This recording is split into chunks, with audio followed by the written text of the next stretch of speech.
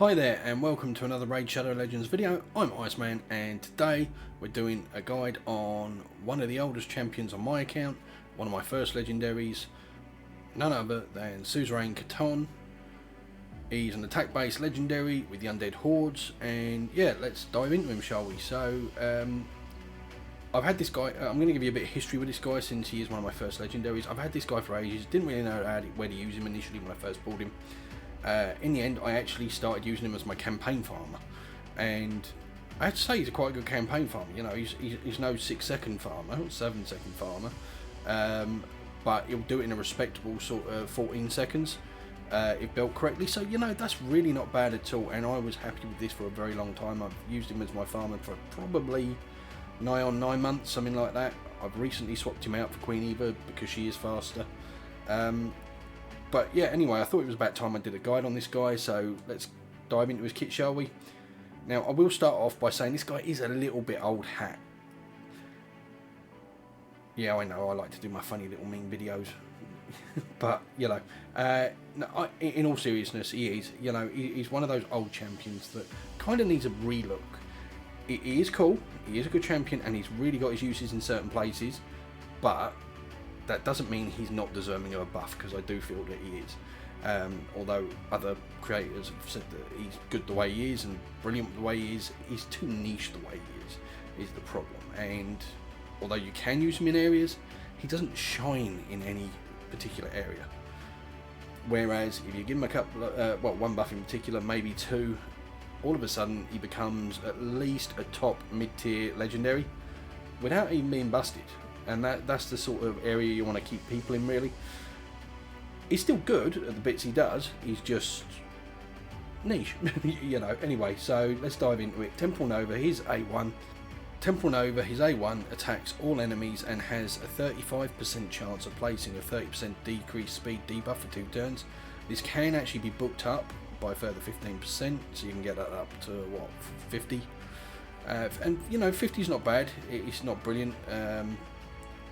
I don't use the guy enough to make it worth the books on my account, and especially since legendary books are so rare, you really have to make that decision yourself on, you know, by all means wait till the end of the video, give it a look, see where you think he's going to be useful on your account and how he's going to help your account before you go booking this guy. On my account, he's not worth the books. I don't use the guy enough anymore, and even as a campaign farmer I didn't need the books, so it wasn't essential for the uses I was using him for.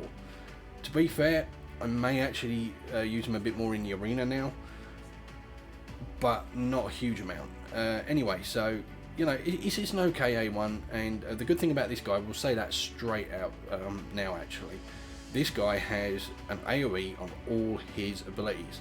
So he's like Bellower, only he's legendary, which is great. I mean, obviously you've got Big Un's similar, and Big Un actually hits harder, and that's kind of the crux with this guy. He's got some really cool abilities. He does have an AoE on all of them, which makes him ideal for a stun set, things like that, if you want to use him to control waves and things like that. But we'll dive into that a little bit later. However, unlike Big Un and Bellower, he doesn't hit quite as hard, and that's the only drawback with this guy, really. So, his A2, Hex of Years, attacks all enemies and has a 50% chance of placing a 25% weakened debuff for 2 turns. You read that right. It's only a 50% chance, that's fine, and we're not even going to look at the buff chance. I personally wouldn't book this myself, as we'll explain in a second. But it places, in this case, so you don't have to worry about weak hits, which is really great. The second part of this, places a 60% decreased defense debuff for 2 turns if a weakened debuff is not placed. Now, it depends. The great thing here is that means it's guaranteed. Well, not guaranteed, you need to beat the accuracy roll, obviously, otherwise they resist, so you still need higher accuracy for this, and you need to understand that for the content you're using it for. Obviously that means if you want to be using him as a decreased defense champion in the arena, which I personally wouldn't, you need really high accuracy. But if you want to be using that decreased defense in dungeons, you need to be looking at sort of 220 plus to make sure you're going to land in dungeon 20. Now obviously Doom Tower has its own requirements which are even higher, so bear that in mind. The annoying thing with him here, and this is where I feel he needs the buff, is there are epics out there that do stuff like this. There are certainly other legendaries out there that do stuff like this, but they do both, the decreased defense and the weaken. And then they do stuff like HP burn or masses of poison. So why is this guy not getting the love? He basically has a 50% chance of doing a weaken or a decreased defense. You don't book it up because you don't want the weaken necessarily, unless you've got a decreased defense champion and you want him for weaken. But that's different. That's based on your account and how you're going to use him. But this guy is a legendary. He's an older legendary, and this is where he really needs a fix. Make this a decreased defense and a weaken at 100% when booked, say 75 without books, and he's golden. He's suddenly going to get play all over the place. It makes him a much more viable champion. We might as well talk about it now quickly. The other thing I would do is just look at his multipliers and maybe boost those a little bit so he hits a bit harder. And then, you know, bearing in mind he is an attack-based champion, then all of a sudden he becomes a good legendary. I'm not saying he's a bad legendary now, but he is a bit subpar compared to others. You know, you think of champions like Venus, Dracomorph, champions like that. If you suddenly give him this weaken and decrease and up the damage a little bit, he maybe doesn't quite come on par with them because they're still slightly better because they bring poison and HP burn and stuff. He suddenly has a lot more uses elsewhere though, which just is great for everybody really. And that's where I'd change him. So I wouldn't bother booking this if I was you personally, but if you want to, you can book it up by a further 30% and get that up to 80. Each of their own. I wouldn't bother, and I haven't. This is the other reason I've not booked him, is because although yes you can increase damage, I do not want to risk getting booked into those bits, because that's one thing I don't want. And that's the other reason why I say if you give him that buff, people will then be happier to spend books on him and book him, whereas at the moment they don't want to put books on him because they don't want books landing there. So Plarium actually missing out on a trick to get money out of us from this guy by not buffing him. So he's A3, banished from time, removes shield, block damage and unkillable buffs from all enemies, then attacks them. You read that right, he removes shield, block damage and unkillable. Now those are three of the main big block damage, you know, self-defense sort of moves that everybody throws up to protect themselves in the arena and the like, and he just comes in and removes them before doing a hit as well, so he'll then do a hit afterwards. He places 100% heal reduction debuff on all enemies for 2 turns. That's neither here nor there. There's very few places in the game at the moment where heal reduction is something that we really care about, so I kind of ignore that part. Now here is the big kicker. This is the important part. Now pay attention. The buff removal cannot be blocked or resisted. You read that right. It doesn't matter how big the resist is on these teams. It doesn't matter whether or not they're running immunity gear or anything else. He will come in, he will strip, shield, block damage and unkillable regardless. And that's amazing. That is an absolutely amazing ability. He doesn't remove all debuffs, so he's not a Madame Ceres. He's not going to come in and strip all debuffs, or Thalia or any other of these buff strippers. He only strips those 3 specific buffs. And this is where I say, you know, this hits okay, but it's not really hard. And it'd be better if it hit harder, so he removes the buffs and then smack, really does a good hit. And then, like I say, if you make this a decreased defense and a weaken at 100% chance when booked, we've got to put the books into him to get that 100%. And if we choose not to, he's still going to be a much better champion than he currently is and get a lot more play from people. So yeah, I mean, that's where I'd change him. He's got an aura, increase ally attack in all battles by 33%, which is really solid. So he's a good lead for your team to increase damage, which is great. So his artifacts, let's move on to that, shall we? Basically, I'm going to do it a bit different. Rather than talking about his stats, we're going to talk about his gear and then why he's in it before we go look at his stats. So obviously I do want him landing stuff, so I've got him in an accuracy banner. Admittedly, I wasn't as fussed with accuracy on this guy, but the main reason he's actually got the accuracy banner is because it's got attack on it as well, by flat and percentage, and it's also got a double roll on speeds, and I wanted the double roll in speed because I want this guy fairly fast. That's the main reason he's wearing that. We've got a crit damage with accuracy neck. Self-explanatory again. We want to get damage out of this guy as well as being accurate to use those debuffs that he places. An attack ring with only one rolling attack, unfortunately, but you know, you take what you can get sometimes. At some point I mean, to be fair, I don't use them enough to worry about replacing it, but if you're somebody who uses them a lot, yeah, by all means keep his gear as up to date and as good as you can get it. So I apologise straight off here. Yes, he is in 3 pieces of fully rolled up 6-star gear. I normally don't do this, you know that I go out of my way not to do this. However, unfortunately, I wanted this guy in an immunity set. That meant that I had to go for the boots. And I needed to get this guy's speed up high enough to make him viable for teams and runs and things like that. And this is the way I've been running this guy for a long time. And I didn't actually have any other gear that would viably replace it at 5-star level and still keep the sort of stats I needed. So I would have had to fully re-gear him, take off the immunity set, because I just couldn't do it with the pieces I had, unfortunately. So we've got him in speed boots with a general rule of thumb of accuracy, crit rate, attack all the way through his kit, and speed, of course. Definitely concentrate on speed and crit damage if you can get it. So this is a lovely piece. It's got attack for a main stat, 2 rolls into speed, which is the main reason I like this. It's also got a roll into crit damage and crit rate, so that's really cool. This again is a lovely piece. It's got all the sort of stats I want. It's got speed, it's got a double roll in crit rate, which is the main reason I wanted it, and then it's also got sub rolls in attack. Then obviously we've got the rest of the immunity set, where again we've concentrated on crit rate, speed, crit damage, some accuracy if needed. I could have done with a little bit less accuracy for where and how I use him. That's neither here nor there. Again, you take what you can get, but they're all good rolls. You know, we've got a piece here that's got some crit rate, some speed. I would have preferred it's a better piece, but you know, again, it's part of the immunity set, so it gives me that immunity set. We've got a double roll in crit rate, a single roll in HP, which doesn't really bother me with this guy. I'm not too worried about building him up for HP. He's got some speed. I would have rathered that roll into speed, quite honestly, attack or crit rate, but obviously you take what you can get and you use what you've got in the account and replace when you can with the champions you use regularly and often. So that's his gear. We're going to take a look at his total stats. 26k health. He's a bit of a glass cannon, you know. We've managed 4.5k attack, which is fairly solid. To get that higher, you're looking at replacing the banner with attack, but then his accuracy is going to be too low for dungeons and stuff.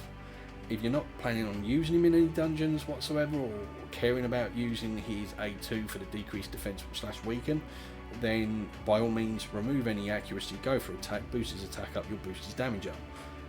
I've not gone that route, and I'll show you why. Obviously, using him in the arena, if people haven't built for resistance, then he's got a good chance of being okay for a decreased defense. And also, I wanted to showcase it. Like I say, I don't really use this guy anymore. I used to use him mainly as a farmer, but he can be used in the spider, which we'll show you in a bit, and for that you do need the accuracy, so that's why I built him that way. Defense is at 1.6, that's nothing bad. Speed, we've got a good healthy 227. I'd like that higher, but again, it's doing what you can with the gear you've got. Crit rate, unfortunately, is stupidly low. I never usually run champions this low, but again, the only way I would have got that high would have been stripping gear off of other champions, getting rid of the immunity set, and then I'd get the crit rate higher. 227 for his crit damage, which is really solid for a sort of mid-game thing. Obviously, people do get up to 300. I don't think I've ever gotten that high. I think the highest I've managed is about 250, 260. But then my Great Hall's not fully developed, so you know, I'm lacking both in attack and crit damage in those areas. 274 debuff accuracy. Again, to be fair, like I say, it's actually higher than I need. If I could get a tiny bit more accuracy elsewhere, 15 to 20, I'd actually swap out that accuracy banner for an attack banner, boost his attack, and then he'd still be viable for where we want to show him. Unfortunately, I don't have the gear to do so, and like I say, there was no way of just slightly getting that slightly higher. Anyway, so that's it in a nutshell. Yeah, cue the dancing squirrels. I said nutshell. I know, I keep doing things like that. What am I thinking, you know? I mean, you guys don't want to see the cartoon characters running around on the screen all the time, do you? Well, actually, let me know, honestly. If you really just find that stuff annoying, let me know. Personally, I find it a bit of fun. It's a bit different, so I like to throw these things in there. Anyway, let's take a look at his masteries.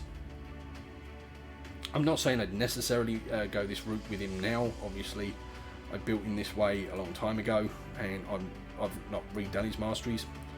So we've gone down the offense tree. In fact, while I'm thinking about that, let's move myself out of the way so you can actually see.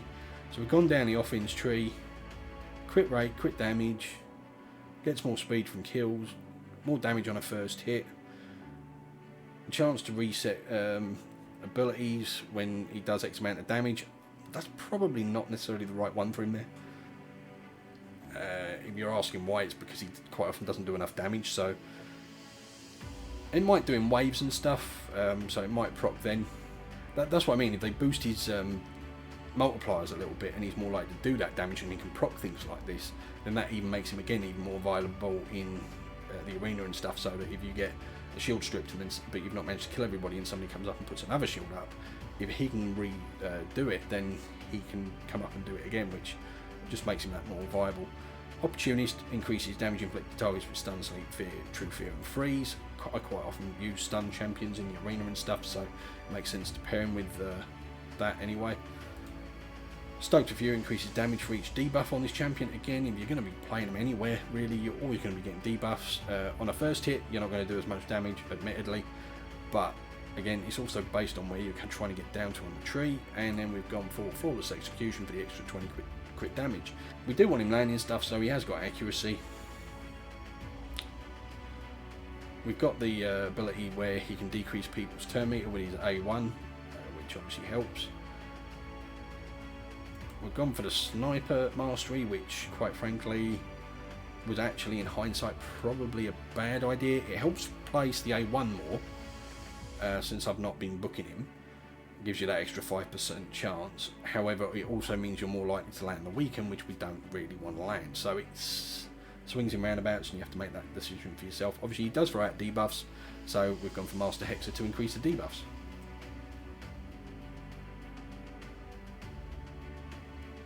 And now we're going to take him into some content, and we're going to move me back over here out of the way. So first up, we are going to show you him in the campaign.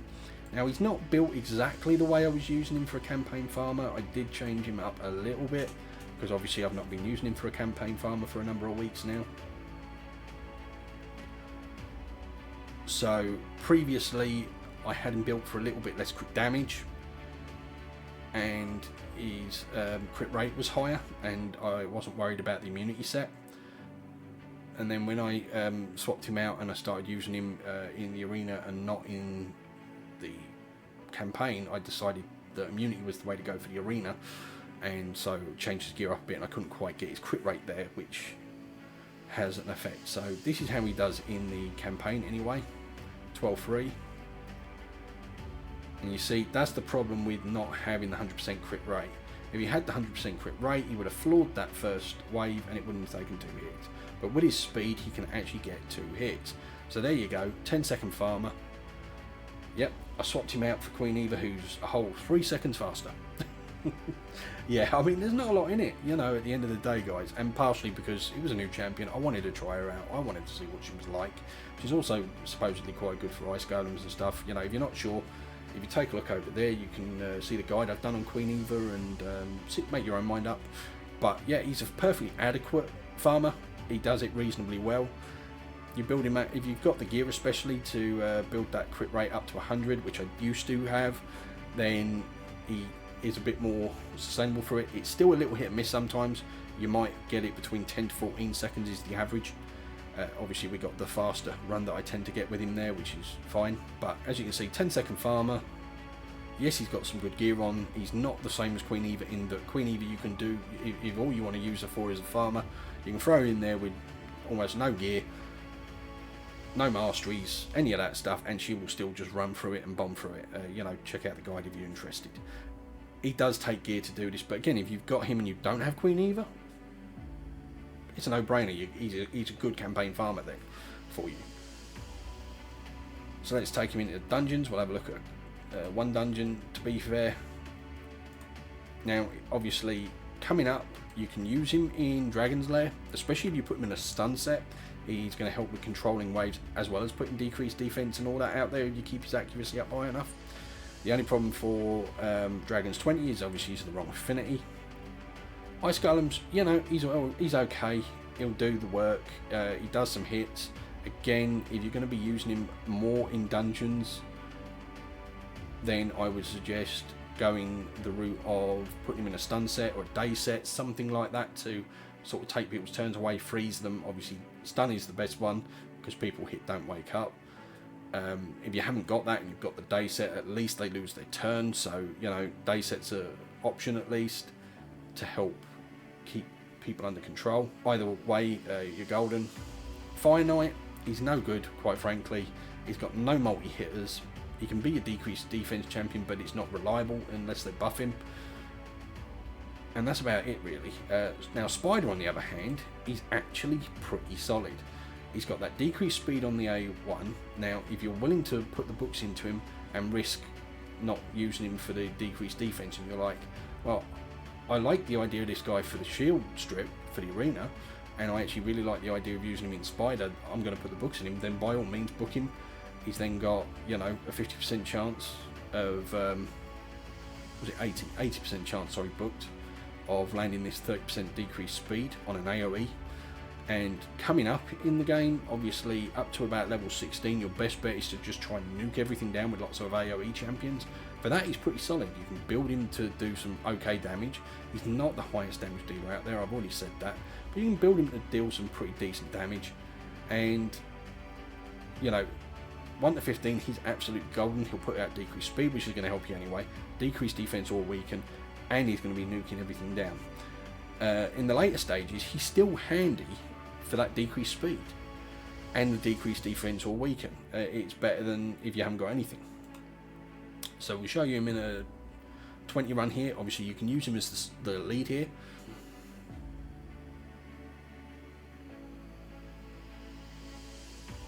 Now he is the second fastest champion in here, so he puts out his debuff.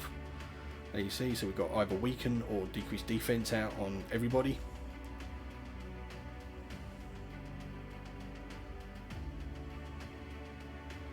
For some strange reason he then uses his A3, which doesn't really help that much. Having said that, heal reduction is also actually quite useful on the Spider, because obviously if she gets around to that turn ability, she consumes all her spiderlings and heals a chunk. Heal reduction, if you can get it on her, it will actually minimise that. So that's actually solid on here. So like I say, for Spiders, he's actually a really solid champion. He's not somebody I use in my regular team. He's not that good. But if you're lacking certain champs or you need certain roles filled, yeah, he really does bring a lot. You know, the heal reduction actually does benefit here. Decreased defense, decreased speed, all of that's good. The only problem I've got with him in this run is obviously I wanted to build him so that I could show him in the arena as well, so I built him more for damage. Of course, the problem is if he's nuking down all these spiderlings, as he seems to be doing, the run takes that little bit longer because you've not got HP burn up on everybody. Now obviously we've lost Achek.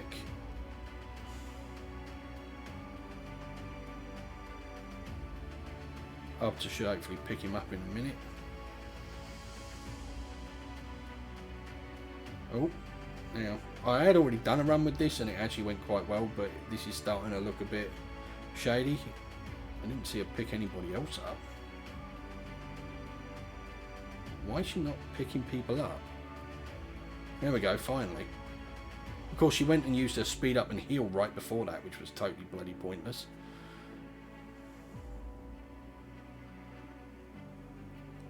Of course, the handy thing with having Achek in here is he actually heals people from HP burns being out on people, and he doesn't have to replace them. So he helps keep the team topped up. there you go. It was a little scary there for a minute. I thought we were going to lose. Not the fastest run by any stretch of the imagination at 2 minutes 21, but you know, around 2 minutes is actually quite standard for me, so not bad at all. And you look at the damage, Elder Skarg with his HP burns would have been doing a lion's share, and he's done 4.6. Cold Heart with a big HP hit has done 4.6, and look at this. Suzerain Katonn with his annoying destroying all the spiders has also done nearly 4.5. Like I say, if you're actually going to use him here regularly, I would, especially in obviously lower levels you want high damage. Higher levels I would say maybe take off his crit damage necklace or something like that. Maybe even his attack ring as well, just to lower his damage down a bit. And maybe I should have thought of that and done that myself, in all fairness. So that's him in the dungeons, that's him in there. Obviously, Doom Tower, he's good again. He brings pardon me. He brings the heal reduction. He brings all these debuffs. He brings AoEs in everything. So again, if you stick him in a stun set or something, he's going to help control waves and stuff when you're trying to get through waves on the Doom Tower. The same for Faction Wars. He brings that ability there, which is really useful. No, we don't want to waste one. Let's see what we can find here. High, but not high resist. They've got the shield, obviously.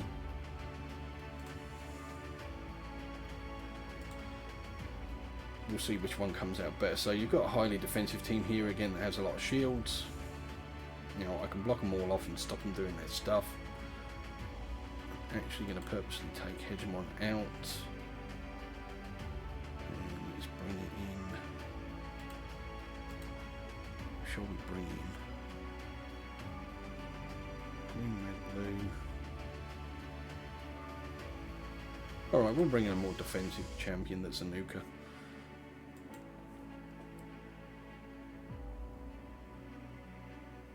Okay, so we'll try something like this. Obviously I'm still faster. I get to go first, so we can then... So we've actually already got somebody out there, probably Ursaga, in a shield set, so they've all got these shields. So this is where this comes in handy again, straight off. Bang, you've not got your shields. Since we don't want Valkyrie putting hers up, since we've just used the shield strip, I can now use Warlord to put them all on cooldown. And we will target Valkyrie with the big hit. And we get a stun out of it, which is great. Also then work on Valkyrie a little bit. Valkyrie, still, I'm going bonkers, never mind. So we'll go out for the A2, try and put that decreased defense out there again. It's a good solid hit, it's not big enough, and that's just my only gripe with him, is he is a solid champ, especially for the arena, used in fights like this where they're very defensive champions, have HP, they're running with shield sets, high resistance with shield sets, things like that. He just comes in, he strips all the shields off, against rush cards, if they put up their block damage, he just strips it straight off, absolutely no issue. Obviously you need him fairly fast for that, but he is great for it. Alright, we'll kill Valkyrie fairly easy with that, so we'll do that, and go for the A3, and bang. So this was actually a really good fight to show you. It really showcased that he just comes in, strips that shield off. Now, yes, you can come in with somebody like a Madame Ceres and do this, but what you tend to find is the problem with Madame Ceres is she needs accuracy, and if they're running high resistance, she can actually still miss that, whereas he doesn't have that issue. His can't be resisted, he just comes in, strips off all shields, or unkillables, or block damage. So you're running against man-eaters, you're running against rush cards, you're running against somebody in a great shield set, you're running against somebody like Chris who puts up massive shields. Valkyrie, he just comes in and he just takes all that off. Plus he gives you decreased speed, which is great even in the arena, and he also brings the decreased defense and weaken. Now, like I say, in the arena, I don't worry too much about those. The higher you go, the higher the accuracy requirement is going to be. I would use a dedicated debuffer if you're going to worry too much about that. But at least he's got the chance of bringing those. But the main thing for the arena is that strip, and it is great. It is a solid champion. You know what? I mean, I wanted to come in and tell you he's a bad champion, he's crap. And don't get me wrong, he sits in my vault most of the time now that I'm not using him for the thingy. But for situations like that where I come against a high resist team, or most of the time I just nuke through it and I don't tend to worry too much. But if I can't, if it is a really solid team and I'm really struggling, I can just come in with him, bring those shields down, follow up with a different nuker, bang, everybody's down. Or a stunner, somebody to control them, whatever you want to do. It's great for the arena. And as we saw, he can be really useful for the spiders all the way through basically, and used in different areas. For the dungeons, again, like I say, if they just buff him and give him the decreased defense and weaken, and slightly increase his damage, it'd be just brilliant. Absolutely everywhere. You'd use him in dungeons, you'd use him in arena more, he'd get more play in the Doom Tower, he'd just get more play everywhere. So player him, if you're listening, if you're watching, please look at those buffs. It wouldn't break him, it wouldn't make him a broken champion, but it would make him a good champion. Not to say he's not a good champion, but it'd just give him that little bit more usability everywhere, whereas at the moment he's niche. He can be okay in dungeons, but most people tend to be better, so he doesn't get a lot of play. Again, for spiders, if you've not got anybody, he's okay. He brings the decreased speed, and he can do decreased defense and weaken. And if you put him in a stun set, he can help control the spiders with a chance, but it's a small chance. But again, I would still rather bring somebody like a Miscreated Monster or Scylla the Drakes, who has a higher chance to stun than that. Or somebody who has a massive turn meter decrease rather than that 30% decreased speed. You know, it's okay. He's usable. Like I say, he's good. He's not brilliant. He's good for an arena, for a farmer. He's good in dungeons if you put him in the right kit, and he's great in the arena against certain types of meta. So anyway, there you have it. That's Suzerain Katonn. I hope you enjoyed this video. I enjoyed doing it. If you like my content, please hit that thumbs up button. It lets YouTube know that it's a good video and more people should watch it. And you know, if you like my content, hit the subscribe button, ding that bell, and then you'll get notified next time I release a video. Anyway, I'll catch you in the next one. Bye.